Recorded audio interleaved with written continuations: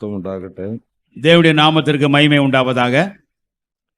ഇങ്ങനെയൊരു കുടുംബ സമ്മേളനം വൈകുമ്പാട് ക്രമീകരിക്കാൻ സാധിച്ചതിൽ വളരെ സന്തോഷം എനിക്കുണ്ട്.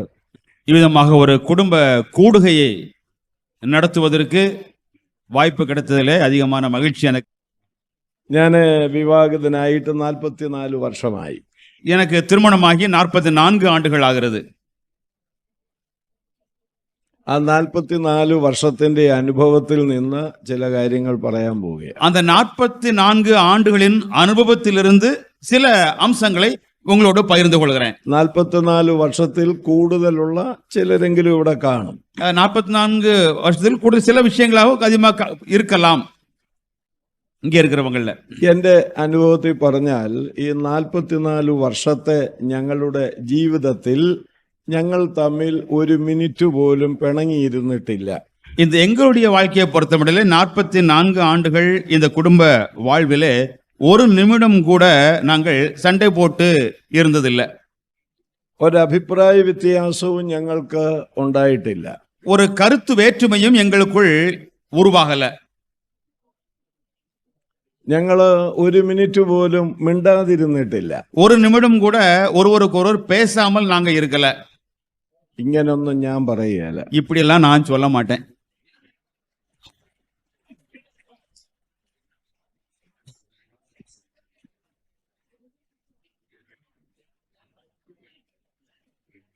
കുടുംബജീവിതം നയിക്കുന്നത് മനുഷ്യരാണ്. குடும்ப வாழ்க்கையை நடத்துவது மனுஷங்க தான். മനുഷ്യരുടെ സ്വഭാവങ്ങളൊക്കെ കുടുംബജീവിതത്തിലും ഉണ്ടാകും. மனிதனுக்கு என்னென்ன பண்பு இருக்குதோ இந்த குணாதிசயம் குடும்ப வாழ்க்கையில இருக்கும். എന്നാൽ മറ്റുള്ള കുടുംബങ്ങളെക്കാൾ തികച്ചും വ്യത്യസ്തമാണ് വിശ്വാസികളുടെ കുടുംബം. ஆனால் இதர குடும்பங்களை விட முற்றிலும் வேறுபட்டதுதான் விசுவாச குடும்பம். പിണക്കങ്ങളും ഒക്കെ വരുന്നു എന്ന് വരികിലും അത് അപ്പോഴപ്പോൾ ദൈവകൃപയിൽ ആശ്രയിച്ച് പരിഹരിച്ചു പോകാൻ വിശ്വാസികളുടെ കുടുംബങ്ങൾക്ക് സാധിക്കണം.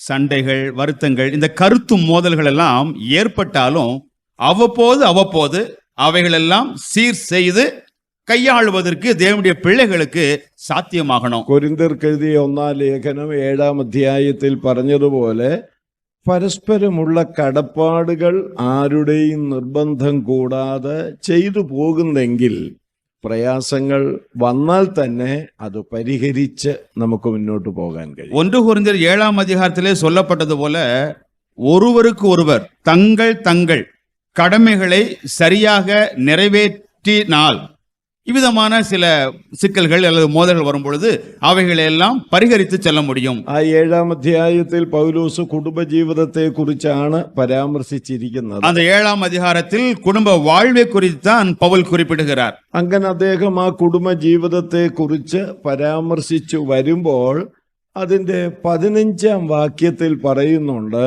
സമാധാനത്തിൽ ജീവിക്കുന്നതിന് വേണ്ടി അല്ലയോ നമ്മളെ വിളിച്ചിരിക്കുന്നത് എന്നാണ്. இவ்விதமாக 7-ம் அதிகாரத்திலே குடும்ப வாழ்வை குறித்து பவுல் விவரித்துக் கொண்டு வரும் பொழுது 15-ம் வசனம் வரும்போது இப்படி சொல்கிறார், சமாதானமாய் இருக்கும்படிக்கே தேவன் நம்மை அழைத்திருக்கிறார். അപ്പൊ നമ്മുടെ കുടുംബജീവിതത്തിൽ ഉണ്ടാകേണ്ട ഒരാവശ്യ ഘടകമാണ് സമാധാനമെന്നു. ஆக நமது குடும்ப வாழ்விலே இருக்க வேண்டிய இன்றியமையாத ஒரு அம்சம்தான் சமாதானம் அல்லது அமைதி. പൂർണ്ണ സമാധാനത്തോടുകൂടെ ജീവിക്കുന്ന എത്ര കുടുംബങ്ങൾ ഇവിടെ ഇരിപ്പുണ്ട്? முழு சமாதானத்தோடு முழுமையான அமைதலோடு வாழுகிற எத்தனை குடும்பங்கள் இங்கே இருக்கீங்க?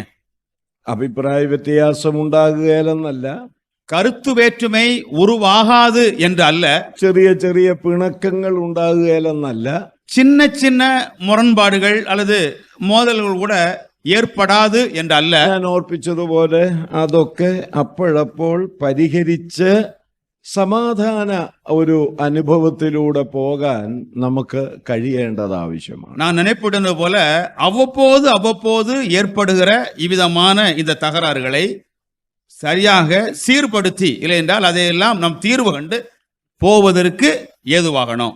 ഒന്നാമത് അതിനാവശ്യം ഭാര്യ, ഭർത്താക്കന്മാർ, മക്കൾ ഒക്കെ തമ്മിൽ ഒരു കമ്മ്യൂണിക്കേഷൻ വേണം, ഒരു ആശയവിനിമയം വേണം. அதற்காக முதலாவது இருக்க வேண்டியது கணவன், மனைவி மற்றும் பிள்ளைகள் இவர்களுக்குள்ளாக சரியான ஒரு கருத்து பரிமாற்றம் இருக்கணும்.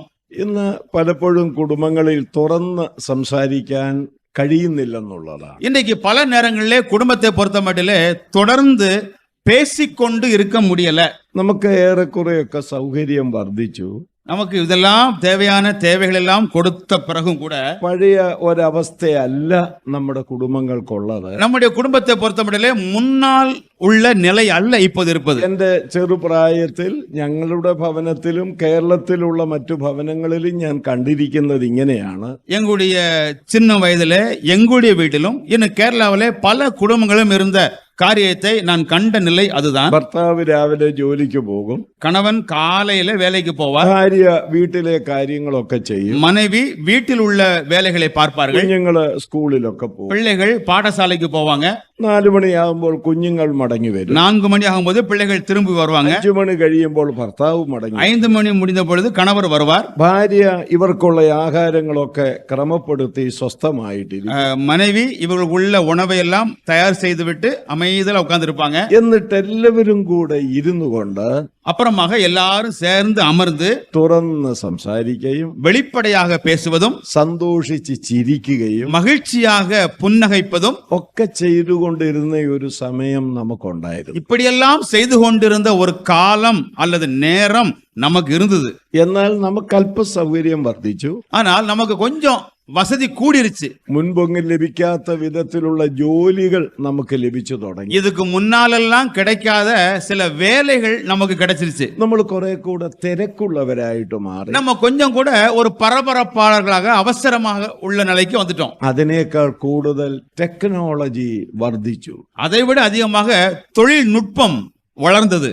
ഇത് സംഭവിച്ചു കഴിഞ്ഞപ്പോൾ ഭാര്യയ്ക്കും ഭർത്താവിനും ഹൃദയം തുറന്ന് സംസാരിക്കാനുള്ള അവസരങ്ങള് നഷ്ടപ്പെടുകയല്ല, നഷ്ടപ്പെടുത്തിക്കൊണ്ടിരിക്കുകയാണ്. இப்போ இதெல்லாம் இப்படி வளர்ந்ததுனால ஒரு கணவனுக்கும் மனைவிக்கும் இடையில இருக்கக்கூடிய இந்த நல் உறவு இழந்து போனது, பறிபோனது என்பது மட்டுமல்ல, அது பறிபோய்க்கொண்டும் இருக்கிறது. ഭാര്യമാർക്ക് എപ്പോഴും ഒരു പരാതിയുള്ളത് നിങ്ങൾക്കും കാണും, ഭർത്താവിന് എന്നോട് സംസാരിക്കാൻ നേരമില്ല. மனைவிகளுக்கு பொதுவாக இருக்கக்கூடிய ஒரு புகார், அது உங்ககிட்ட இருக்கலாம், கணவர் என்னிடத்துல போதுமான அளவிற்கு பேசுறது இல்ல. കാണുന്നവരോടൊക്കെ വർത്താനം പറയാൻ പുള്ളിക്ക് സമയമുണ്ട്. பாக்குற ஆள்கிட்டெல்லாம் அவருக்கு பேசுறதுக்கு நேரம் இருக்கு. കാണുന്ന പെണ്ണുങ്ങളോടെല്ലാം പുള്ളി സംസാരിക്കും. ஊர்ல இருக்கிற பொம்பளைட்டெல்லாம் பேச நேரம் இருக்கு. വീട്ടിൽ വന്നാൽ ஆனா வீட்டுக்கு வந்தா അങ്ങർക്ക് എന്നോട് സംസാരിക്കാൻ നേരമില്ല. ஆனா என்கிட்ட மட்டும் பேசுறதுக்கு அவருக்கு நேரம் இல்ல. അങ്ങനെ പരാതി പറയുന്ന സഹോദരിമാരിവിടെ കാണും. அப்படி புகார் சொல்கிற சகோதரிகள் இங்க இருப்பீங்க.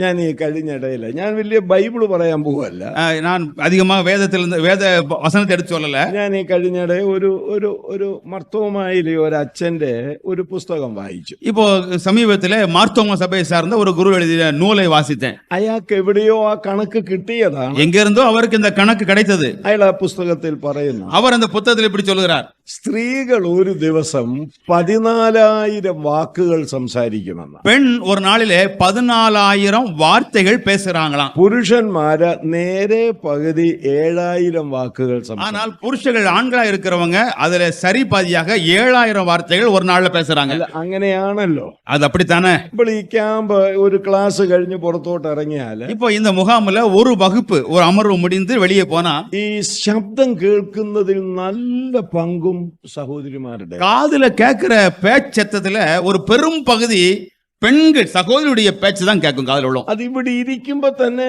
ഇത് ക്ലാസ് തുടങ്ങുന്നതിന് മുൻപ് അവരുടെ ശബ്ദമാണ് കേൾക്കുന്നത്. இங்கேயும் கூட உட்கார்ந்து இருக்கும் போதே பிரசங்கம் ஆரம்பிக்கிறதுக்கு முன்னால அவங்க சத்தம் தான் கொஞ்சம் அதிகமா கேட்கும். അത് ട്രിച്ചിയിലുള്ള സഹോദരിമാര് മാത്രമല്ല, இது திருச்சியில இருக்கிற சகோதரிகள் மட்டுமல்ல, സ്ത്രീകൾ എവിടെല്ലാം ഉണ്ടോ അവരുടെ ഒരു സ്വഭാവമാണത്. பெண்கள் எங்கெல்லாம் இருக்கிறார்களோ அங்கெல்லாம் அவங்களுடைய குணாதிசயம் இது. അവർക്കൊരു താല്പര്യമുള്ളത്, அவர்களுக்கு இருக்க ஒரு ஆர்வம், അവര് പറയുന്നതൊക്കെ പറയുന്നതൊക്കെ ഈ ഭർത്താക്കന്മാര് കേൾക്കണമെന്ന്. அவங்க சொல்றது எல்லாம் இந்த கணவர் கேட்கணும்னு. ചില ഭർത്താക്കന്മാർക്ക് നേരമില്ല. சில கணவர்களுக்கு நேரம் கிடையாது. അതിങ്ങനെ കേട്ടുകൊണ്ടിരിക്കുന്നതിൽ താല്പര്യവുമില്ല. அப்படி பேச கேட்டுக்கிட்டே இருப்பதற்கு பிரியமும் இல்ல.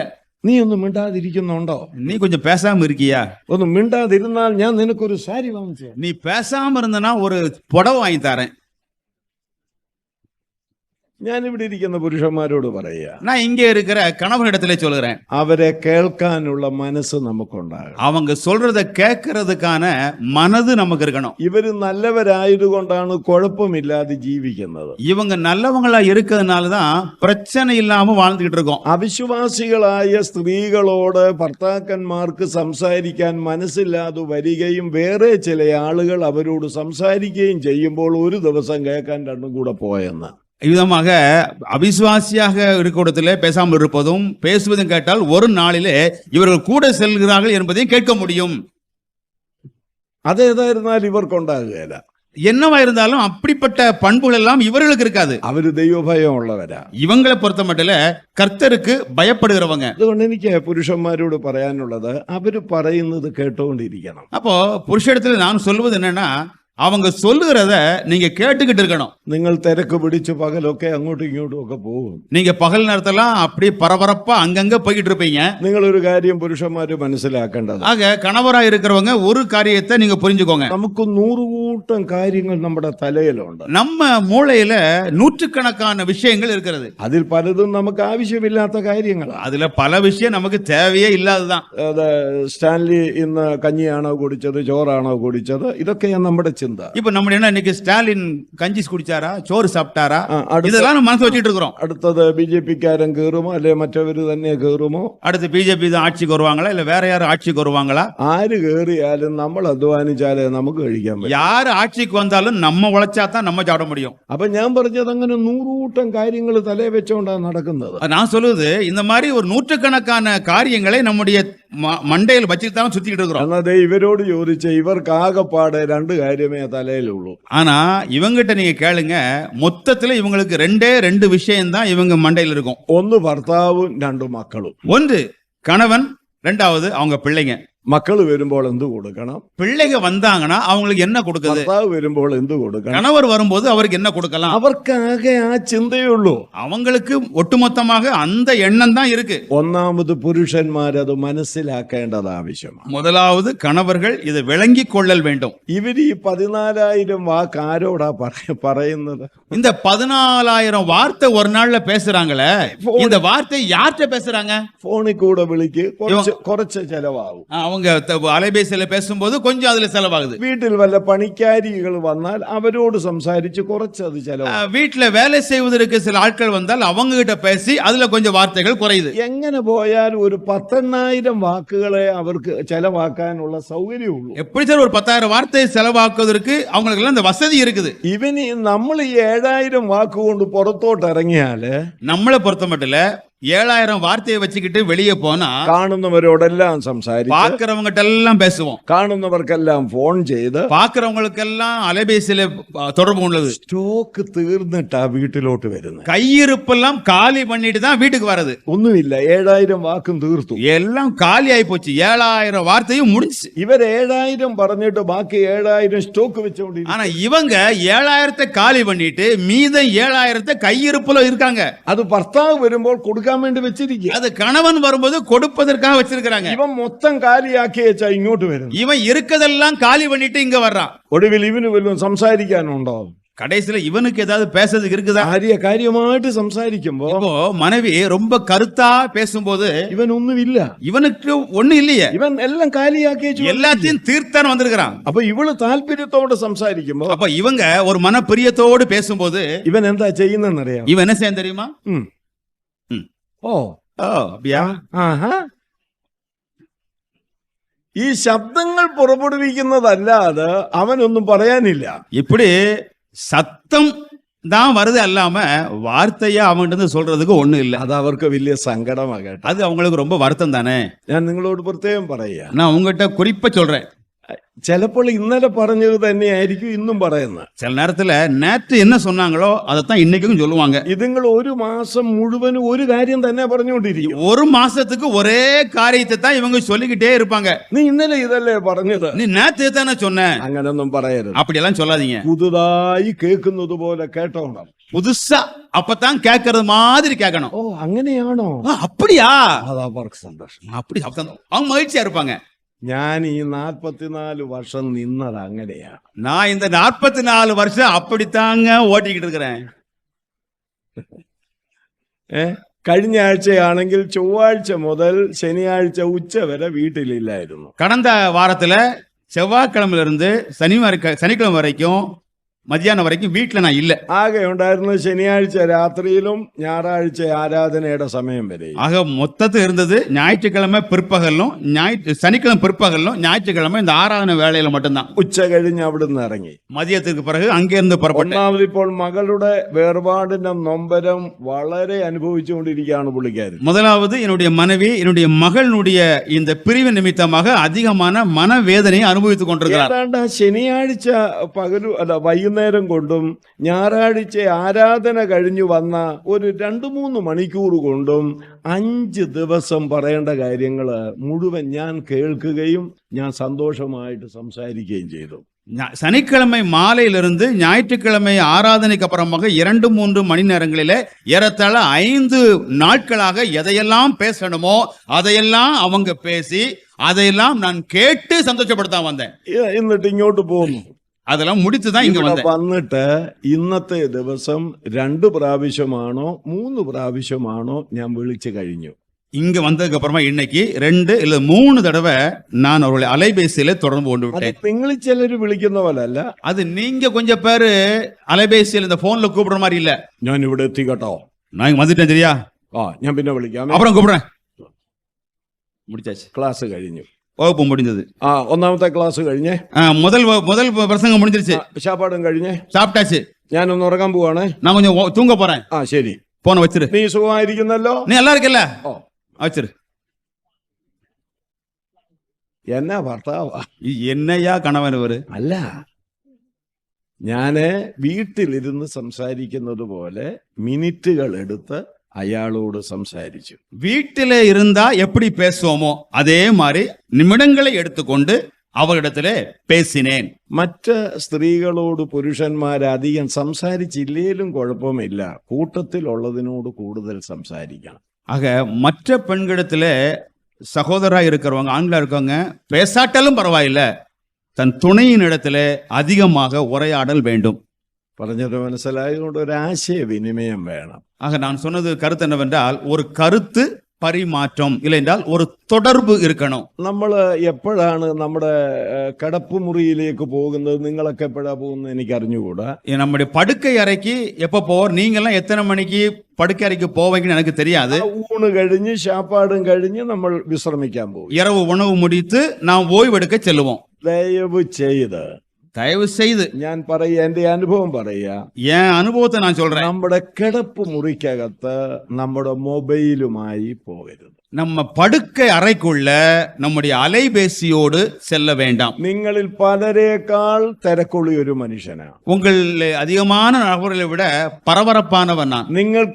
നിങ്ങളിൽ പലർക്കു വരുന്നതിനേക്കാൾ കോള് ഉത്തരവാദിത്തമുള്ള, ചുമ്മാ കോളല്ല, ഉത്തരവാദിത്തമുള്ള കോളുകൾ കൂടുതൽ വരുന്ന ഒരു മനുഷ്യനാണ്. உங்களில் பல பேரை விட அதிகமான பொறுப்புகள் அடங்கின அழைப்புகளை வருகிற ഒരു മനുഷ്യനാണ്. പക്ഷേ ഞാൻ വിശ്രമത്തിന് പോകുമ്പോൾ ഞാൻ എഴുതുകയും പഠിക്കുകയും ചെയ്യുന്ന മുറിയുടെ മേശയുടെ മേൽ വെച്ചിട്ട് ഞാൻ എൻ്റെ കിടപ്പുമുറിയിലേക്ക്. ஆனால் நான் படுக்கை அறைக்கு செல்லும் பொழுது எழுதுவதற்கும் படிப்பதற்கும் நான் பயன்படுத்துகிற அந்த மேஜையின் மீது அலைபேசியை வைத்துவிட்டு ஓய்வெடுக்கும் அறைக்கு செல்வேன். അതിന്റെ കാരണം ഞങ്ങൾ ഒന്നിച്ച് അല്പസമയം പ്രാർത്ഥിക്കും. அதற்கு காரணம் என்னவென்றால் நாங்கள் ஒன்றாக கொஞ்ச நேரம் ஜெபம் பண்ணுவோம், എന്നിട്ട് വിശ്രമിക്കും. அதற்கு அப்புறமாக ஓய்வெடுப்போம். ഉറക്കം വരുന്നത് വരെ അദ്ദേഹത്തിന് താല്പര്യമുള്ളതെല്ലാം എന്നോട് പറയും. தூக்கம் வர்ற வரைக்கும் அவங்களுக்கு என்னென்ன ஆசை இருக்கோ, அவங்க என்னென்ன விருப்பம் இருக்கோ அதெல்லாம் என்கிட்ட சொல்லுவாங்க. ഞാൻ എല്ലാം മൂളി കേൾക്കും. எல்லாத்தையும் நான் கேட்பேன். ഒടുവിൽ ഒരു ശബ്ദം എന്നിൽ നിന്ന് വരുമ്പോൾ പുള്ളിക്ക് മനസ്സിലാകും ഇയാൾ ഉറക്കം കഴിഞ്ഞു. கடைசியில என்கிட்ட இருந்து ஒரு சத்தம் வரும். அப்ப புரிஞ்சுக்கிருவாங்க, இவர் தூங்கிட்டாரு. നിങ്ങളൊന്ന് ചിന്തിച്ച് അത് എത്ര സന്തോഷമാണെന്നറിയാം. நீங்க கொஞ்சம் யோசிச்சு பாருங்க, இது எவ்வளவு சந்தோஷமா இருக்கும். ഇത് ഞാൻ വെച്ച് കെട്ടിപ്പോ ഞാൻ പറഞ്ഞല്ലോ, ഞാൻ എന്തെങ്കിലും പറയുന്നെങ്കിൽ എന്റെ ഉള്ളിലുള്ളതല്ലാതെ ഞാൻ പറയാറില്ല. நான் சொன்னேன்லவா, நான் ஏதாவது சொன்னேன்னா என் மனசுல என்ன இருக்குதோ அதெல்லாம வேற சொல்றது இல்ல. രാവിലെ 5 മണിക്ക് എഴുന്നേൽക്കും. காலையில 5 மணிக்கு எழுதுவேன். ഞാൻ എഴുത്തും വായനയും പ്രാർത്ഥനയും ധ്യാനവുമായിട്ട് എന്റെ മുറിക്കകത്ത് കടക്കും. எழுதுவதும் வாசிப்பதும் தியானிப்பதுமாக என்னுடைய அறைக்கு நான் வருவேன். അതിനുശേഷം ഏതാണ്ട് ഒരു 6 മണി ആകുമ്പോൾ அப்புறம் கிட்டத்தட்ட ஒரு 6 மணி ஆகும்போது ഞാൻ അടുക്കളയിലോട്ട് ചെല്ലും. நான் சமையல் அறைக்கு போவேன். ഗ്യാസ് സ്റ്റൗ കത്തിക്കും. அடுப்பை நான் ஒத்த வைப்பேன். ഒരു കടുങ്കാപ്പി എന്ന് പറഞ്ഞ് ഞങ്ങളുടെ ആ ഏരിയയിലുണ്ട്, നല്ല ടേസ്റ്റാ. നിങ്ങൾക്ക് ആ പൊടി ഇല്ല, അതുകൊണ്ട് ആ കടുങ്കാപ്പി ഇവിടെ വന്ന് ഞാൻ കുടിക്കാത്തത്. നല്ല റോബസ്റ്റ കാപ്പിക്കുരുവിന്റെ പൊടിയുണ്ട്, അതിട്ട് നല്ലൊരു കടുങ്കാപ്പി തിളപ്പിക്കും. எங்க ஊர்ல கடுங்காப்பி, உங்க ஊர்ல அந்த மாதிரி ஒரு செழுமையான அந்த பொடி கிடைக்காது. அதனால இங்க வந்து நான் கடுங்காப்பி குடிக்கிறது இல்ல. எங்க ஊர்ல நல்ல அருமையான ஒரு கடுங்காப்பி இருக்கும் பொடி, அதை வச்சு ஒரு கடுங்காப்பி போடுவேன். പിന്നെ ഫ്രിഡ്ജ് തുറന്ന് പാൽ കവർ എടുത്ത് പൊട്ടിച്ച് പാത്രത്തിലാക്കി തിളപ്പിച്ചു വയ്ക്കും. அப்புறமாக குளிர்சாதன பெட்டி எடுத்து பால் பாக்கெட்டை வெட்டி அதையும் அடுப்பில் வைத்து சூடாக்குவேன். വെള്ളം കുടിക്കാനുള്ളത് തിളപ്പിച്ച് 2 ഇങ്ങനെ ചെറിയ അണ്ട പോലെ ഉണ്ട്, അതിനകത്ത് വയ്ക്കും. குடிப்பதற்காக தண்ணீரை சூடாக்கி 2 பாத்திரங்களில் வார்த்து வைப்பேன். അപ്പോഴത്തേക്കും മണി 7 അടുക്കും, 6:45. அப்போ கிட்டத்தட்ட ஒரு 6:45 7 மணி கிட்ட ஆகும். ബെഡ്റൂമിലോട്ട് ചെല്ലും, படுக்கை அறைக்கு போவேன். എഴുന്നേക്കടി എന്നും പറഞ്ഞ അടിക്കത്തി, எழும்படி அப்படின்னு அடிக்க மாட்டேன். തോട്ടും കയ്യൻ மெதுவா தட்டுவேன். എഴുന്നേറ്റാട്ടെ, எந்திரிச்சு வா, വാ നമുക്ക് കടുങ്കാപ്പി കുടിക്കാം. எந்திரிமா வா, நம்ம கடுங்காப்பி குடிப்போம். എന്നിട്ട് ഒന്നിച്ചിരുന്ന് പ്രാർത്ഥിക്കും. அப்புறம் ஒன்றாக அமர்ந்து ஜெபிப்போம். അദ്ദേഹം വന്ന് 2 ഗ്ലാസ്സിൽ ഒഴിക്കും, മധുരം ഇടും. 2 പേരും കൂടെ പിന്നെയും മുറി വന്ന് അവിടെ ഒരു കസേരയുണ്ട്, ആ കസേര ഞാനിരിക്കും, അയാള് തലയണ ചാരി വെച്ച് ഇങ്ങനെ കാലിൽ നീട്ടി കട്ടിലയിലിരിക്കും.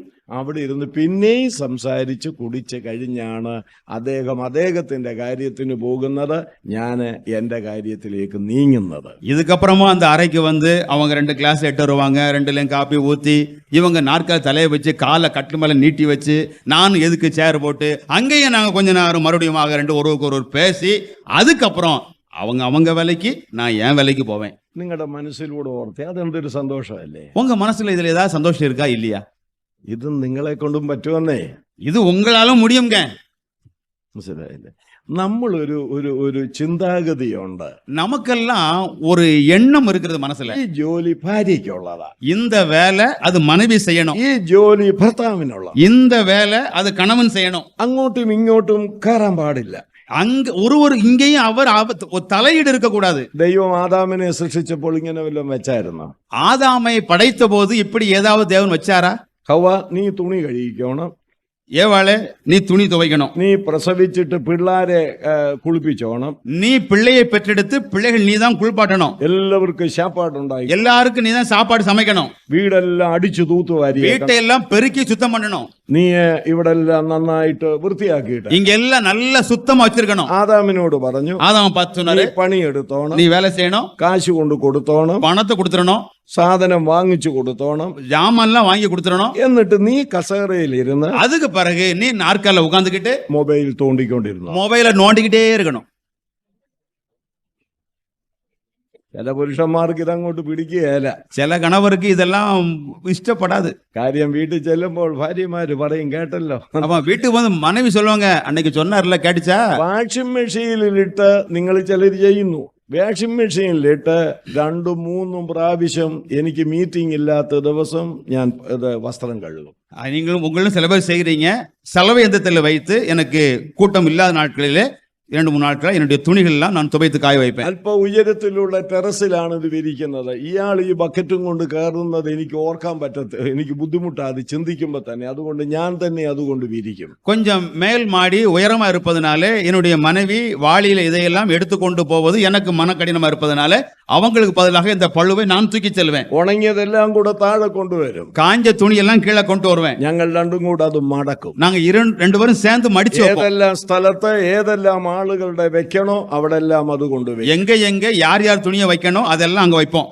ഇയാള് പറയുന്നത് ചുമ്മാ കള്ളം പറയല്ലേ. இதால சும்மா அடிச்சு விடுறாரு. ഞാൻ എൻ്റെ ഭാര്യയുടെ നമ്പർ നിങ്ങൾക്ക് തരാം, ധൈര്യമായിട്ട് നിങ്ങൾക്ക് എഴുതി ചോദിക്കാം. என் மனைவியினுடைய தொலைபேசியினுடைய தொடர்பு என்ன தர்றேன், நீங்க தைரியமா நீங்க கூப்பிட்டு கேளுங்க. ഈ 72ാമത്തെ വയസ്സിലും ചെയ്തുകൊണ്ടിരിക്കുന്ന പണിയാണ് ഈ പറഞ്ഞത്. இந்த 72வது வயதிலும் நான் செய்து கொண்டிருக்கிற வேலையை தான் சொல்றேன். അതിന്റെ ഇടയ്ക്കാണ് രാവിലെ ഓർപ്പിച്ചതുപോലെ കുറഞ്ഞത് 5 മണിക്കൂറെങ്കിലും വചനവുമായി ബന്ധപ്പെട്ടിരിക്കും. இதன் நடுவிலே காலையில் நினைப்பூட்டுறது போல ஒரு நாளைக்கு குறைந்தது 5 மணி நேரமாவது வேத புஸ்தகத்துக்கு முன்பாக மருந்து வாசிப்பேன். പ്രസംഗങ്ങളുടെയും ക്ലാസ്സുകളുടെയും വിഷയം തയ്യാറാക്കുന്നത്, செய்திகளுக்கும் வேதபாட வகுப்புகளுக்கும் தேவையான இந்த காரியத்தெல்லாம் தயார் பண்ணுவேன். ദീർഘമായ യാത്ര ചെയ്യുന്നത്, நெடுந்தொலைவான பயணம் மேற்கொள்வேன். ഞാൻ ഒരിക്കൽ പോലും പറഞ്ഞിട്ടില്ല എനിക്ക് സമയം ഇല്ലല്ലോ എന്ന്. ஒரு நாள் கூட ஒருபோது கூட நான் சொல்லல எனக்கு நேரம் இல்லையே என்று. ശരിയായ വിധത്തിൽ 24 മണിക്കൂർ വിനിയോഗിച്ചാൽ നമുക്കെല്ലാവർക്കും സമയമുണ്ട്. நல்ல நிலைமையிலே 24 மணி நேரத்தை நாம் பகிர்ந்து கொண்டால் நமக்கு எல்லாருக்கும் நல்ல நேரம் கிடைக்கும். അലസന്മാർക്ക് 24 അല്ല 48 മണിക്കൂർ കൊടുത്താലും വീണ്ടും അവർ പറഞ്ഞുകൊണ്ടിരിക്കും സമയമില്ലെന്ന് പറയും. இந்த சோம்பேறா இருக்கிறவங்களுக்கு 24 மணி நேரம் இல்ல 48 மணி நேரம் கொடுத்தாலும் சொல்லுவாங்க எங்களுக்கு நேரம் இல்லைங்க. ദൈവം സഹായിക്കട്ടെ. தேவன் உதவி செய்யட்டும். അപ്പോൾ ഈ പുരുഷന്മാർക്ക് ഒരു ചിന്ത വരും, இப்போ புருஷர்களுக்கு இப்படி ஒரு எண்ணம் வரும், ഇവരോട് മനവികളോടൊന്നും പറയാനില്ലേ? இவங்கிட்ட ஒண்ணும் சொல்லலையே மனைவியை பார்த்து. മനവികളോട് പറയാനുണ്ട്. மனைவிட்டும் சொல்றதுக்கு இருக்கு. നിങ്ങൾ ഈ പുരുഷന്മാർക്ക് ഒരു തക്ക തുണയെന്ന് പറഞ്ഞാൽ എന്താ അർത്ഥമാക്കിയിരിക്കും? நீங்கள் கணவருக்கு ஏற்ற துணை என்று சொன்னால் என்ன நீங்க புரிஞ்சிருக்கிறீங்க? തുണി കഴുകി കൊടുക്കുന്നത് മാത്രമാണ്, துணியை துவைச்சு கொடுக்கதான் துணையா? ആഹാരം വെച്ചു കൊടുക്കുന്നതാണ്, சமையல் பண்ணி கொடுப்பதுதான் துணையா? മക്കളെ പ്രസവിക്കുന്നതാണ്, பிள்ளைகளை பெற்றெடுப்பதுதான் ஒரு துணையா? ഇതെല്ലാം അതിനകത്തുണ്ടാകാം. இதெல்லாம் இதற்குள்ள இருக்குது. എന്നാൽ തക്ക തുണ എന്ന് ബൈബിൾ പറയുമ്പോൾ അതിൽ 3 കാര്യങ്ങൾ അടങ്ങിയിട്ടുണ്ട്. ஆனால் ஏற்ற துணை என்று பைபிள் சொல்லும்போது அதற்குள்ளே 3 காரியங்கள் இருக்கிறது. ഒന്ന് ആത്മീയമായി തക്ക തുണയായി, ஒன்று ஆவிக்குரிய நிலையில் ஏற்ற துணை, பொருத்தமான துணை. ഏതെങ്കിലും വിധത്തിൽ ഭർത്താവ് ആത്മീയമായി അലസതയുള്ളതായാൽ ഭാര്യമാര് വേണ്ട പ്രോത്സാഹനം കൊടുത്ത് അവരെ ആത്മീയ മുന്നേറ്റത്തിലേക്ക് കൊണ്ടുവരണം. അത് തക്ക തുണയുടെ ഉത്തരവാദിത്തമാണ്. கணவர் ஏதோ ஒரு வகையிலே ஆவிக்குரிய ஒரு தளர்வு, ஆவிக்குரிய ஒரு சோர்வுக்குள்ளாக இருப்பாரானால் மனைவியா இருக்கிறவங்க ஏற்ற வகையில அதற்கான ஒரு ஊக்கத்தை கொடுத்து வலிமைப்படுத்தி அவர்களுக்கு துணையாக இருக்கணும். പത്രോസ് പറയുന്നുണ്ട്, നിങ്ങളുടെ നല്ല നടപ്പ് കണ്ടറിഞ്ഞ് ഭർത്താക്കന്മാർ നിങ്ങളോടുകൂടെ ചേർന്ന് വരാനിടയാകും. பேதுரு சொல்கிறார், உங்களுடைய நல் நடக்கையினாலே, பக்தி உள்ள அந்த நடக்கையினாலே புருஷர்கள் സംബന്ധിക്കത്തക്കവണ്ണം അവർക്ക് ആത്മീയമായി തക്ക തുണയായിരിക്കണം. ஒரு வீட்டிலே குடும்ப ஜெபத்தை பொறுத்தமட்டில கணவர் ஒருவேளை ஒரு தளர்வுற்றவராக இல்லை என்றால் ஒரு சோர்வுற்றவராக இருந்தாலும் நீங்க அதுல உற்சாகம் உள்ளவர்களாக அந்த குடும்ப ஜெபத்தில் கணவரையும் பிள்ளைகளையும் ஒன்றாக சேர்த்து அதை முன்னின்று நடத்துவதற்கு காரணமா இருக்கணும். ഞാൻ അതും നിങ്ങളോട് ഒരു കാര്യം പറയട്ടെ. நான் அதுல ஒரு விஷயத்தை உங்களுக்கு சொல்றேன். എൻ്റെ മകന് അവൻ്റെ 7ാം ക്ലാസ്സിലോ 8ാം ക്ലാസ്സിലോ പഠിക്കുന്ന സമയത്ത് ഒരു കുടുംബ പ്രാർത്ഥനയിലാണ് എൻ്റെ ഭാര്യ അവനെ രക്ഷയിലേക്ക് കൊണ്ടുവരുന്നത്. என்னுடைய மகன் 7வது 8வது வகுப்பு அந்த காலங்களில் படிக்கும் பொழுது குடும்ப ஜெபத்தில் இருக்கும் பொழுதுதான் என் மனைவியின் மூலமாக என்னுடைய மகன் രക്ഷിക്കപ്പെടുകയാണ്. അത് കഴിഞ്ഞ് മകളെയും ഒരു പ്രായമായപ്പോൾ സുവിശേഷം പറഞ്ഞ് അവളെയും രക്ഷയുടെ അനുഭവത്തിൽ കൊണ്ടുവന്നത് എൻ്റെ ഭാര്യ. அதுக்கப்புறமாக என்னுடைய பொண்ணு, என் மகள் கூட குடும்ப ஜெபத்தில் தான் சுவிசேஷம் தொடர்பான அறிவுரையை சொல்லி இந்த குடும்ப ஜெபத்தான் அவளும் ரட்சிப்புக்குள் வருவதற்கு ഇവരെ രണ്ടുപേരെയും സ്നാനപ്പെടുത്തിയത് ഞാനാണ്. இந்த 2 பேரையும் ஞானஸ்நானத்தை கொடுத்தது நான் தான். നിങ്ങൾ ഒരു ഇതായിട്ട് പറയാ, നിങ്ങളൊന്ന് ചിന്തിച്ചു നോക്കി. நீ கொஞ்சம் யோசிச்சு பாருங்க. അമ്മ അവരെ രക്ഷയിലേക്ക് കൊണ്ടുവന്നു, தாய் ரட்சிப்புக்குள் அவர்களை வழி நடத்தினார், അപ്പൻ അവരെ സ്നാനപ്പെടുത്തി, தகப்பன் அவர்களுக்கு ஞானஸ்நானம் கொடுத்தார். ഇനിയും വേറെ ഒരു രസമുണ്ട്. இனி இன்னொரு சுவாரஸ்யம் உண்டு. രണ്ടുപേരുടെയും വിവാഹ സമയമായപ്പോ இந்த 2 பேருக்கும் திருமண நேரம் வந்தபோது ഇവരെന്റെ വിവാഹ ശുശ്രൂഷ ധാരാളം കണ്ടിട്ടുള്ളവരാ. என் திருமண நடத்துதலை, நான் நடத்தி வைக்கிற திருமணத்தை நிறைய பார்த்திருக்கிறாங்க. അപ്പോൾ ഇവര് പറഞ്ഞു, അപ്പ തന്നെ ചെയ്താൽ എന്നാ കുഴപ്പമൊന്നും. அப்ப இவங்க கேட்டாங்க, அப்பா நீங்களே என் கல்யாணத்தை நடத்தி வச்சா என்ன பிரச்சனை? ഞങ്ങളെ സ്നാനപ്പെടുത്തിയത് അപ്പ അല്ലേ? எங்களை ஞானஸ்நானப்படுத்தினது நீங்க தான். തന്നെ ഞങ്ങളുടെ വിവാഹം നടത്തിയാൽ എന്നാ കുഴപ്പം? அப்ப நீங்களே எங்க கல்யாணத்தை நடத்தி வச்சா என்ன எப்படி இருக்கும்? ഞാൻ പറഞ്ഞു അതെങ്കിലും ഒരു ഭക്തനായ ദൈവദാസന് കൊടുക്കട്ടെ എന്ന് പറഞ്ഞു. அதையாவது ஒரு தெய்வ பக்தி உள்ள ஒரு ஊழியக்காரனுக்கு அந்த வாய்ப்பையாவது நான் கொடுக்கட்டுமே. സഹോദരിമാരെ, നിങ്ങളുടെ ഉത്തരവാദിത്വം വളരെ വലുത്. சகோதரிகளே, உங்களுடைய பொறுப்பு மிகப்பெரியது.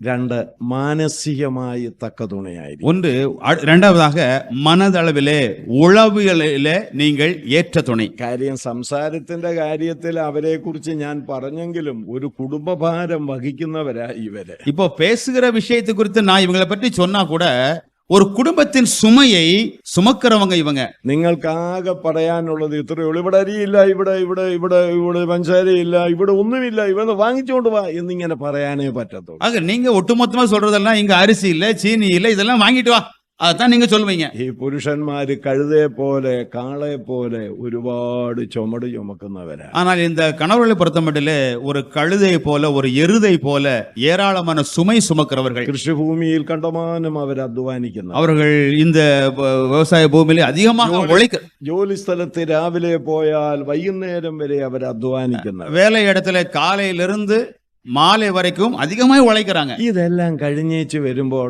മാനസികമായ ഒരു സന്തോഷം അവർക്ക് കൊടുക്കണം കേട്ടോ. இதெல்லாம் இந்த வேலையெல்லாம் முடிச்சு வரும்போது மனதளவிலே ஒரு உளவியலான ஒரு மகிழ்ச்சியை கொடுக்கணும். 5:30 വരേണ്ട ആൾ ഒരു 6 മണിക്കാ വരുന്നെങ്കിൽ കഥകെ വന്ന് മുട്ടുമ്പോൾ തുറന്നേച്ച് തിരിഞ്ഞൊരു പോക്കാണ്. 5:30 மணிக்கு வரணும், ஆனா அன்னைக்கு 6 மணி தான் வராரு. கதவை தட்டணும், கதவை திறந்துட்டு இந்த பக்கம் திரும்பி போயிடுறது. എടുത്തു വെച്ചിരിക്കുന്ന ചായ കൊണ്ടുവന്ന് ചായക്കടയെ കൊണ്ട് കുത്തുന്ന പോലെ ഒരു കുത്ത. போட்டு வச்சிருக்கிற டீயை டீ கடையில வந்து டம்முன்னு வைக்கிற மாதிரி டீ வச்சுட்டு போறது. അങ്ങനെ ചെയ്തിട്ടുള്ള പാർട്ടികൾ ഇവിടെ ഇരിപ്പുണ്ടെന്ന് എനിക്കറിയാം. அப்படி பண்ணி இருக்கிற அம்மையார்லாம் இருக்காங்கன்னு எனக்கு தெரியும். മുഖം അങ്ങ് വീർക്കും, மூஞ்சி வீங்கிரும். നല്ല സുന്ദരമായ മുഖമാണ്, நல்ல அழகான முகம்தான். പക്ഷെ ഇപ്പൊ ഇതങ്ങ് വീർത്ത് വികൃതമായി. ஆனா இப்போ அந்த மூஞ்சியே வீங்கி விகாரமா இருக்கு. ഇടയ്ക്ക് ഏതോ പുരുഷന്മാര് കൈയടിക്കുന്നുണ്ട്. யாரோ ஒரு சகோதரர் கை தட்டுறாங்க. അത് പാടില്ല, அதெல்லாம் இருக்கக்கூடாது. പുരുഷനാണ്, அவரு கணவர் 5:30 വരേണ്ടത്. ആരോടെങ്കിലും ഒന്ന് സംസാരിച്ച് നിന്നു, 6 പോയി. 5:30 தான் வந்துடணும். ஆனா யார்கிட்டயோ பேசிட்டாரு, 6 மணி ஆயிருச்சு. അതിനൊരു രാത്രി വരെ അവരോട് മിണ്ടാതെയും அதனால ஒரு ராத்திரி வரைக்கும் அவங்ககிட்ட பேசாம இருந்து, സംസാരിക്കാതെയും பேசவே செய்யாம ഓരോരുത്തര് കുനിഞ്ഞ് ചിരിക്കുന്നുണ്ട്. എനിക്ക് പിടികിട്ടുന്നു. கொஞ்சம் பேரு குறிஞ்சிருக்கிறீங்க, எனக்கு புரிஞ்சிருச்சு. നമുക്കതൊക്കെ അങ്ങ് നിർത്താം. அதெல்லாம் நம்ம கொஞ்சம் நிறுத்திடுவோம். പുരുഷന്മാർ ഒത്തിരി മാനസിക സംഘർഷം അനുഭവിക്കുന്നവരാ. கணவர்களை பொறுத்தமட்டிலே மனதளவிலே அநேக வருத்தங்களை அவங்க அனுபவிக்கிறாங்க. നിങ്ങളുടെ ആ സമീപനം ഉണ്ടല്ലോ, உங்களுடைய இந்த அணுகுமுறை இருக்கு பாருங்க, മനസ്സിന് വലിയൊരു ആശ്വാസം. அவருடைய உள்ளத்திலே மிகப்பெரிய ஆற்றலை, ஆறுதலை கொடுக்கும். മൂന്നാമത് ശാരീരികമായി തക്കതുണയായി, உடல் அளவிலே ஏற்ற பொருத்தமான துணை. ആത്മീയമായി തക്കതുണയായിരിക്കും. இப்போ ஆவிக்குரிய நிலையிலே ஏற்ற இல்லைஎன்றால் பொருத்தமான துணை. മാനസികമായി തക്കതുണയായിരിക്കണം. மனதளவிலே உளவியலிலே ஏற்ற பொருத்தமான துணை. മൂന്നാമത് ശാരീരികമായി തക്കതുണയായി. மூன்றாவது உடல் அளவிலே ஏற்ற அல்லது பொருத்தமான துணை. കുഞ്ഞു ഉദാഹരണം പറയാം. ஒரு சின்ன எடுத்துக்காட்டு சொல்கிறேன். യോബിന്റെ ചരിത്രം നമുക്കറിയാം. யோபனுடைய வரலாறு நமக்கு தெரியும். അയാളുടെ ശരീരം മുഴുവൻ പുണ്ണു പിടിച്ചു. அவனுடைய உடல் முழுவதுமாக புண்கள் வந்தது. 2-ാം അധ്യായം വായിക്കുമ്പോ, 2ஆம் அதிகாரம் படிக்கும் போது, എന്റെ ഓർമ്മ ശരിയെങ്കിൽ അതിന്റെ 7 മുതൽ ഉള്ള വാക്യങ്ങളാ രണ്ടിന്റെ. 2ஆம் அதிகாரம் நினைவு சரி என்றால் 7 வசனத்திலிருந்து தொடர்ந்து வசனங்களில் വായിക്കുന്നത് ഇങ്ങനെയാ. அங்க இப்படி வாசிக்கிறோம். അവൻ വെണ്ണീറിലിരുന്ന് அவன் சாம்பலில் அமர்ந்து രട്ടുടുത്ത് ரட்டை உடுத்திக் கொண்டு ഓട്ടുകഷണം എടുത്ത് ஒரு ஓட்டு துண்டை எடுத்து ഈ കൈ ഇങ്ങനെ ഈ പുണ്ണിങ്ങനെ ചുരണ്ടിക്കൊണ്ട്, இந்த கையில இந்த புண்ணை எல்லாம் இப்படி சுரண்டி கொண்டிருந்தான். പക്ഷെ അവിടെ നിങ്ങൾ തമിഴിലും അങ്ങനെ തന്നെ ആവാം, മലയാളത്തിൽ ശ്രദ്ധിക്കേണ്ട ഒരു പദമുണ്ട്. மலையாளத்துல இந்த காரியத்துல கவனிக்க வேண்டிய ஒரு சொற்றொடர் இருக்கிறது. അവൻ തന്നെത്താൻ ചുരണ്ടി എന്നാവാ. தன்னை தானே சுரண்டி கொண்டிருந்தான். അതാണോ വേണ്ടത്? அது அப்படித்தான் இருக்கணுமா? അങ്ങനെ ചുരണ്ടാതെ நீ அப்படி சொரிஞ்சிட்டு இருக்காதீங்க. ഓട്ട് എടുത്ത് ദൂരോട്ട് കളഞ്ഞിട്ട് அந்த ஓட்டு துண்டை எடுத்து தூர எரிஞ்சிட்டு ആ കൈയൊക്കെ ഒന്ന് തലോടി அந்த கையெல்லாம் கொஞ்சம் தடவி கொடுத்து തൈലം വല്ലതും ഉണ്ടെങ്കിൽ അതും ഒക്കെ ഒന്ന് പെരട്ടി தைலமெல்லாம் கொண்டு வந்து கொஞ்சம் அதெல்லாம் தடவி ആ യോബിന്റെ ശരീരത്തിനും മനസ്സിനും എന്തോ ഒരു സുഖമായിരിക്കും. இப்படி எல்லாம் செஞ்சிருந்தா அந்த யோபு உடலுக்கும் உள்ளத்திற்கும் என்ன ஒரு சுகம் கிடைத்திருக்கும். നമ്മളും ചിലപ്പോ ഈ പണി കാണിക്കും. நாமும் சில நேரங்களில் இந்த வேலையை செய்வோம். നിങ്ങൾ എന്നാ ഇന്ന് ജോലിക്ക് പോകുന്നില്ലേ? இன்னைக்கு நீங்க வேலைக்கு போலியா? എനിക്ക് ശരീരത്തിനൊരുക്കെ ഒരു വലിയ വേദനയും പനിയും. இன்னைக்கு கொஞ்சம் உடல் வலி காய்ச்சல் மாதிரி இருக்குது. നിങ്ങൾക്ക് ഏത് സമയത്ത് ഈ പനിയുള്ള? ஆமா, எப்ப பார்த்தாலும் காய்ச்சல் தான். പറഞ്ഞിട്ടുണ്ടോ എപ്പോഴെങ്കിലും? என்னைக்காவது சொல்லியிருக்கோமா? கூடாது. അവന്റെ മനസ്സ് പൊള്ളിക്കാനിടയാകരുത്. அவருடைய மனது கொதிப்பதற்கு വേദനപ്പെടുവதற்கு ഏതുവാക കൂടാതെ. ഇനി ഏറ്റവും ഒടുവിലായി രണ്ടുപേരോട് ഞാൻ 5 മിനിറ്റോ 10 മിനിറ്റോ 15 മിനിറ്റോ കൂടുതലെടുത്ത എന്നെ കുറ്റം പറഞ്ഞിട്ട് കാര്യമില്ല. തുടങ്ങിയപ്പോ നേരം ഒത്തിരിയായി. ഇനി കடைசியாக நான் 5-10 நிமிஷம் அதிகம் எடுத்தா நான் குற்றவாளி இல்ல, தொடங்குனது லேட்டா தான். അപ്പോ ഒരു കാര്യം കൂടെ പറഞ്ഞാൽ இப்ப கடைசியாக ஒரு விஷயம் சொல்லி முடிக்கிறோம். ഭാര്യയും ഭർത്താവും கணவனும் மனைவியும் പരസ്പരം കുറ്റം പറയരുത്. ஒருவரை ஒருவர் குற்றம் சாட்டக்கூடாது. അങ്ങനെ ഒരു കുഴപ്പം നമ്മുടെ ഇടയിൽ. அப்படி ஒரு பிரச்சனை நம்மகிட்ட இருக்கு. ഒരു ഉദാഹരണം പറഞ്ഞാൽ ஒரு எடுத்துக்காட்டு சொன்னா, മൂത്ത മകനെ, மூத்த மகன், മൂത്തതോ ഇളയതോ ആരുമായി ஏதோ ஒரு மூத்தது இளையதோ ஒரு பையன், ഒരു പയ്യൻ അവനിപ്പോ ശുണ്ടിയും വഴക്കാളിയും അനുസരണം കെട്ടവനും ആണെങ്കിൽ அவன் ரொம்ப குறும்பு செஞ்சு சேட்டை பண்ணி கீழ்ப்படியாதவனாக இருந்தா ഭർത്താവ് ഭാര്യയോട് പറയുന്ന ഒരു ഡയലോഗുണ്ട്. கணவன் மனைவியை பார்த்து சொல்லுகிற ஒரு பேச்சு இருக்கு. അവൻ എങ്ങനെ ഇങ്ങനെ ആകാതിരിക്കും? அவன் ஏன் அப்படி இருக்க மாட்டான்? നിന്റേതല്ലേ സന്തതി, நீ வெத்த பிள்ளை இல்ல, அப்படிதான் இருப்பான்.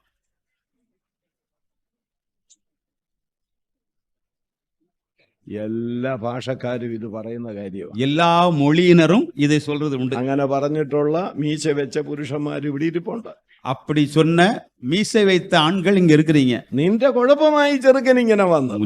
இவன் இப்படி வர்றதுக்கு வளர்றது காரணம் நீதான் பிரச்சனை. ഇനി ആ ചെറുക്കൻ നന്നായി പഠിക്കുന്നവന്, இனி அந்த பையன் நல்ல படிக்கிறவனா இருந்தா, നല്ല അനുസരണമുള്ള, நல்ல ஒரு കീഴ്പ്പടിതലാണ് അടക്കமான പയ്യൻ, നല്ല അരുമயான പയ്യനോ, நல்ல அருமையான பையனா இருந்தா, ഭർത്താവ് എന്നാ പറയുന്നറിയാമോ? கணவன் என்ன சொல்ல தெரியுமா? എടി അവൻ ആരുടെ മോനാ? அவன் யாரும் மகன்? എന്റേതല്ലേടാ, நான் பெத்தவில்ல.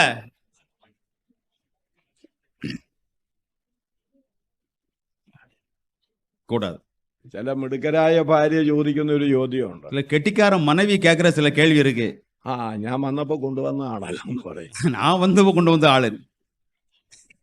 ഇങ്ങനത്തെ വാക്കുകളൊന്നും വീട്ടിൽ പറയാൻ പാടില്ല. இப்படிப்பட்ட வார்த்தைகள் எல்லாம் வீட்டுல சொல்லக்கூடாது. വീട്ടിലില്ലായ്മ വരുന്നെന്ന് വരാം, வீட்டுல சில குறைவுகள் வரலாம், നിങ്ങൾ ചൂണ്ടി കാണിച്ചു എന്ന് വരാം, நீங்கள் அதை சுட்டி காண்பித்தீர்கள் என்று வரலாம். എല്ലാ കാര്യങ്ങളും അനുകൂലമായി വരണമെന്നില്ല. எல்லாமே சாதகமா தான் நடக்கணும் என்றில்ல. അന്യോന്യം പഴി പറയുന്നത് കൊണ്ട്, പഴി ചാരിയത് കൊണ്ട് ഒരു പ്രശ്നത്തിനും പരിഹാരമില്ല. ஒருவரை ஒருவர் குற்றம் சுமத்துவதனாலோ குற்றம் தீர்ப்பதனாலோ எந்த ஒரு தீர்வும் வரப்போறதில்லை. ഹവ്വ പോയി പഴം പറിച്ചു തിന്നു. ஏவாள் போய் கனியை பறித்து புசித்தாள். പകുതി കടിച്ചു തിന്നേച്ച് ഇയാൾക്കും കൊടുത്തു. பாதியை கடித்து தின்று இவனுக்கும் கொடுத்தாள். അയാളും തിന്നു. இவனும் தின்றான். ഒടുവിൽ ദൈവം ചോദിച്ചു. கடைசியிலே கர்த்தர் கேட்டார். ആദ്യം ചോദിച്ചത് പുരുഷനോടാ ചോദിച്ചത്.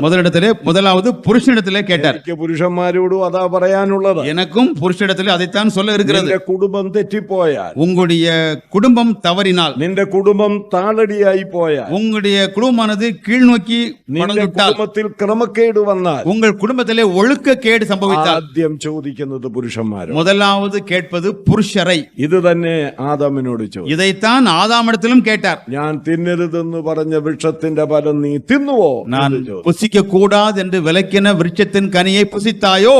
തിന്നു അവൻ അങ്ങ് പറഞ്ഞാ മതിയായിരുന്നു. புசித்தேன் என்று அவன் சொன்னா போதுமானதா இருந்துச்சு. അവൻ പറഞ്ഞില്ല. அவன் சொல்லல. അവൻ അങ്ങനെ ബോൾ അങ്ങോട്ട് ഇട്ട് കൊടുത്തു. அவன் பந்தை அந்த பக்கம் உருட்டிட்டான். എന്നാ പറഞ്ഞത്? என்ன சொன்னா? നീ എന്നോടുകൂടെ ഇരിപ്പാൻ തന്ന സ്ത്രീ തന്നു, ഞാൻ തിന്നു. என்னோடு இருக்கும்படி நீர் எனக்கு தந்த ஸ்திரீ தந்தாள், நான் புசித்தேன். പഴി ആർക്കായി? இப்போ குற்றம் யார் மேல வந்துருச்சு? സ്ത്രീക്കായി. பெண் மீது. ശരിക്ക് ചിന്തിച്ചാൽ സ്ത്രീക്കല്ല കുറ്റം, ദൈവത്തിനാ കുറ്റം. சரியா சிந்தித்தால் பெண் மீதல்ல குற்றம், தேவன் மீது குற்றம். നീ എന്നോടുകൂടെ ഇരിപ്പാൻ തന്ന സ്ത്രീയെ, என்னோடு இருக்கும்படி நீர் எனக்கு தந்த இந்த ஸ்திரீ. അവൻ പറഞ്ഞതിന്റെ അർത്ഥം എന്താ? அப்ப அவன் சொன்னுடைய பொருள் என்ன தெரியுமா? ഞാൻ ഒറ്റയ്ക്ക് ഇവിടെ ജീവിക്കുകയായിരുന്നു, நான் தன்னந்தனியா வாழ்ந்துகிட்டு இருந்தேன், ഒരു കുഴപ്പവുമില്ലാതെ. ஒரு பிரச்சனையும் இல்லாம இருந்தேன். അപ്പൊ എനിക്ക് ഒരു ഗാഠനിദ്ര തന്നു, அப்ப எனக்கு ஒரு ஆழ்ந்த தூக்கத்தை கொடுத்து, ഒരു വാരിയെല്ലെടുത്തു, ஒரு எலும்பையும் விலா எலும்பை உருவி സ്ത്രീ ആക്കി, அவளை ஒரு பெண்ணாக்கி അവളെ എനിക്ക് തന്നു. அவளை என்கிட்ட கொடுத்து, ദാ കിടക്കുന്ന ചട്ടിയും കലവും. இந்த வாருங்க பாத்திரமும் சட்டியுமா கிடையாது. അവൾ ഒറ്റയൊരുത്തിയാ ഇതൊക്കെ ചെയ്തത്. அவ மட்டும்தான் தன்னந்தனியா, அவதான் இதுக்கு காரணம். ഒടുവിൽ അവളോട് ചോദിച്ചു, கடைசி அவள்கிட்டயும் கேட்டாரு, നീ ആ ഫലം തിന്നോ? நீ அந்த கனியை புசிச்சாயா? അവളും ഏറ്റില്ല. அவளும் ஒத்துக்கிடல. അവള് പറഞ്ഞ എന്നാന്നറിയാമോ? அவ என்ன சொன்ன தெரியுமா? നീ ഉണ്ടാക്കിയ പാമ്പ്. ചിന്തിക്കണം നിങ്ങള്. நீர் உருவாக்கின அந்த சர்ப்பம், നീ ഉണ്ടാക്കിയ പാമ്പ്, நீர் உருவாக்கின சர்ப்பம். ആ കുറ്റമാർക്ക് ചെന്നു? இப்ப இந்த குற்றம் யார் மீது போயிருச்சு? അതും ദൈവത്തിന് ചെന്നു. அதுவும் தேவனுக்கு மேல. അവൾ എന്തുവാ ദൈവത്തോട് പറഞ്ഞത്? தேவனுக்கு என்ன சொல்லுகிறாய்? ഉണ്ടാക്കുമ്പോ കൊള്ളാവുന്നതിനെയൊക്കെ വേണം ഉണ്ടാക്കാൻ. படைக்கும் போதே நல்லதுதான் படைச்சிருக்கணும். ഈ പാമ്പിനെയും കീമിനെയും ഒക്കെ ഉണ്ടാക്കിയ ഇതുപോലെ ഇരിക്കും. இந்த பாம்பு கீரி எல்லாம் எதுக்கு படைச்சீங்க? அதனால வந்துச்சு. ഇത് രണ്ടും അവരുടെ കുറ്റം സമ്മതിച്ചില്ല. இந்த இரண்டு பேருமே தங்கள் தங்கள் குற்றங்களை ஒத்துக்கொள்ளல. Praise the Lord. கர்த்தருக்கு ஸ்தோத்திரம். ഒന്നാമത് നമ്മുടെ കുടുംബത്തിൽ പരസ്പരം പഴിചാരാതെ നമ്മുടെ കുറ്റം സമ്മതിക്കണം. முதலாவது நம்முடைய குடும்பங்கள்ல ஒருவர் மீது ஒருவர் பழி சுமத்துவதை, குற்றம் சுமத்துவதை விட்டுவிட்டு அந்த குற்றங்களை ஒத்துக்கொள்ளணும். അച്ഛാ എന്റെ കുറ്റമാണ്, ஐயா இது ஏன் தவறுதான், ഭാര്യയെ എന്റെ കുറ്റമാണ്, மனைவியே அம்மா இது ஏன் தப்பு தான், ഇത് പറയാനുള്ള മനസ്സ് നമുക്കുണ്ടെങ്കിൽ இதை നിശ്ചയമായും നമ്മുടെ കുടുംബം അനുഗ്രഹിക്കപ്പെട്ട കുടുംബം. இதை சொல்வதற்கு ஒரு மனசு இருக்கும்னா நிச்சயமா நம்முடைய குடும்பம் ஒரு வெற்றி உள்ள நல்ல குடும்பமா இருக்கும். ഞാൻ ഇവിടെ അവസാനിപ്പിക്കും. நான் இங்க நிறைவு செய்கிறேன். രഹസ്യം കുടുംബ ജീവിതത്തിൽ പാടില്ല. குடும்ப வாழ்க்கையில ரகசியம் இருக்கக்கூடாது, പാടില്ല. அது இருக்கக்கூடாது. ഭാര്യ അറിയാത്ത രഹസ്യം ഭർത്താവിനുണ്ടാകാൻ പാടില്ല. மனைவிக்கு தெரியாத ஒரு ரகசியம் கணவன் இருக்கக்கூடாது. ഭാര്യയും ഭർത്താവും കൂടെ വർത്താനം പറഞ്ഞുകൊണ്ടിരിക്കുമ്പോഴായിരിക്കും ഒരു ഫോൺ വരുന്നത്. கணவனும் மனைவியும் உட்கார்ந்து பேசிக்கிட்டு இருக்கும்போது தான் ஒரு போன்ல அழைப்பு வரும். ഫോണും കൊണ്ട് ഒരൊറ്റ ഓട്ടമാ. போன் எடுத்துட்டு ஒரு ஓட்டம். എടാ നിന്റെ ഭാര്യയെ കേൾക്കാൻ വയ്യാത്തത് വല്ലതും അതിനകത്തൂടെ വരുന്നുണ്ടോ? உன் மனைவி கேட்க கூடாதது ஏதாவது அதுல இருந்து வருமா?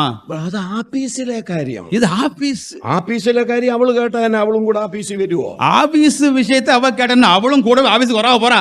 അത് ആ സഹോദരൻ വിളിച്ചതാ. அது ஒரு பிரதர் கூப்பிட்டாரு. ആ സഹോദരന്റെ ശബ്ദം അവള് കേട്ടാൽ എന്നാന്നേ കുഴപ്പം? அந்த சகோதரிய சத்தத்தை அவ கேட்டா என்ன ஆயிர போகுது? അവളുടെ അടുക്കൽ നിന്ന് ഈ ഫോണും കൊണ്ട് ഓടുമ്പോൾ എന്തോ കുഴപ്പം അതിനകത്തോ. அப்போ அவட்ட இருந்து இந்த போனை எடுத்துட்டு ஓடுனா ஏதோ அங்க ஒரு சிக்கல் இருக்கு.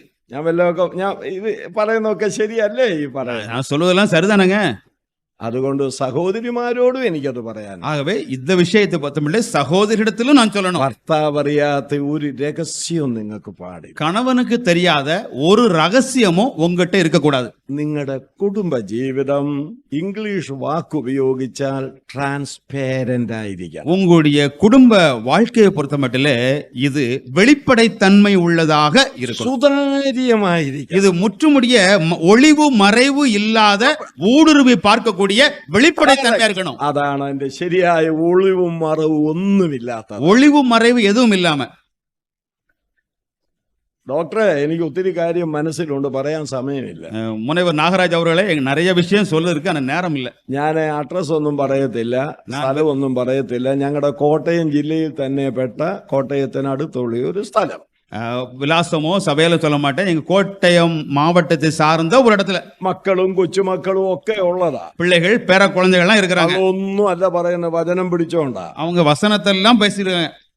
ഒരു ദിവസം ഈ വീട്ടിലെ അപ്പൻ കുളിക്കാൻ ബാത്റൂമിൽ കയറി. ஒரு நாள் இந்த வீட்டுல இந்த ஐயா குளிப்பதற்காக குளியல் அறைக்கு போனாரு. അയാളുടെ ഫോൺ അടിച്ചു.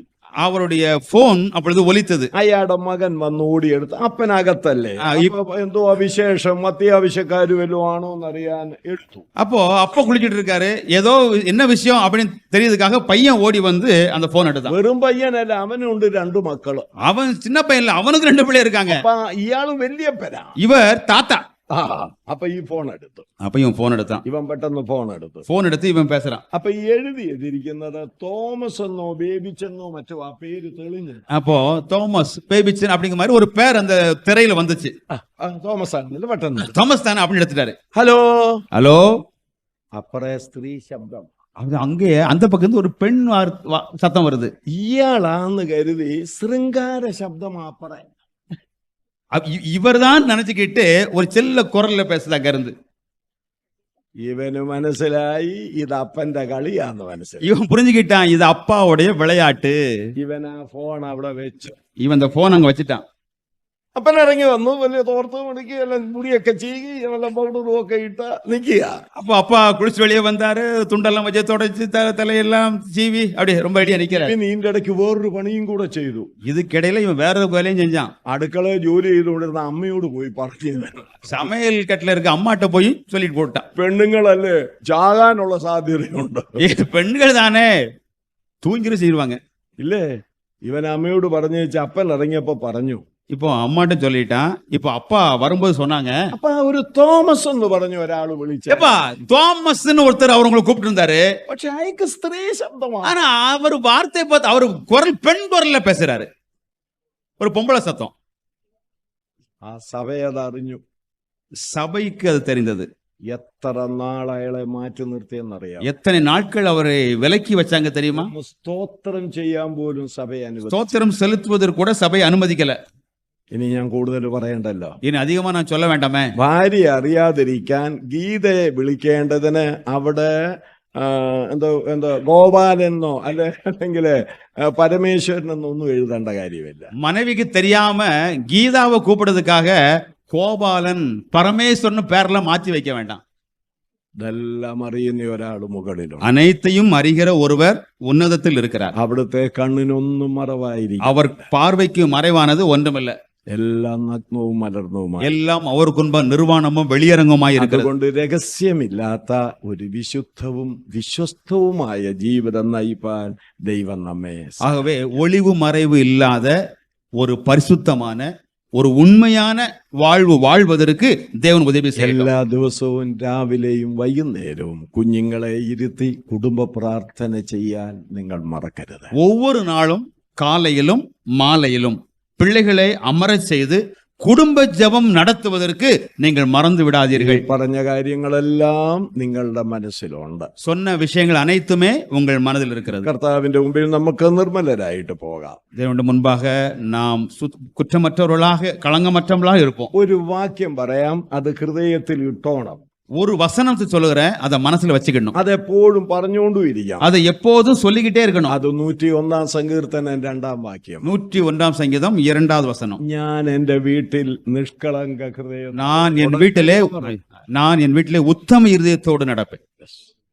അത് ഓർത്താം. அதுதான் அதான் ഞാൻ എന്റെ വീട്ടിൽ നിഷ്കളങ്ക ഹൃദയത്തോടെ പെരും. நான் என் வீட்டிலே உத்தம இருதயத்தோடு நடந்து. ഓക്കെ, ദൈവം സഹായിക്കും. தேவன் உதவி செய்வாராக. ஆமென்.